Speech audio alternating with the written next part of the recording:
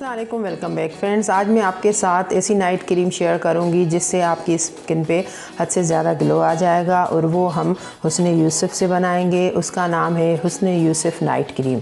वो हम natural ingredient से बनाएंगे, घर पे तैयार करेंगे और हद से ज़्यादा आपकी स्किन को उससे फ़ायदा मिलेगा। आपका कलर फेयर हो जाएगा और आपकी स्किन बिल्कुल सॉफ्ट हो जाएगी और इतना निखार आ जाएगा कि आप हैरान हो जाएंगे कि इतना ग्लो हमारी स्किन पे कैसे आ चुका है।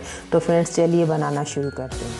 सब्सक्राइब कीजिए ब्यूटी ट्यूब को और बेल आइकन को दबाएं ताकि लेटेस्ट ब्यूटी वीडियोस आप तक सबसे पहले पहुंच सकें। तो फ्रेंड्स आपको इसमें 1 चम्मच हुस्न यूसुफ लेना है और आपको आधा चम्मच इसमें ग्लिसरीन ऐड करनी है जो आपको मार्केट से आसानी से मिल जाएगी और आधा चम्मच हम इसमें बादाम का ऑयल ऐड करेंगे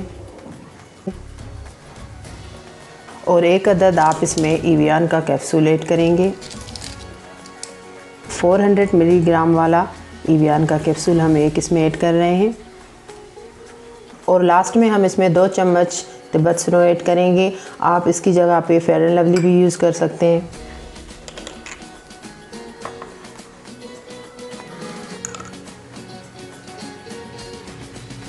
अब हम इसे अच्छे तरीके से मिक्स करेंगे ताकि ये क्रीमी फॉर्म में आ जाए। अब हमारी हुस्न यूसुफ नाइट क्रीम तैयार हो चुकी है। अब मैं आपको ये लगाने का तरीका बताती हूँ।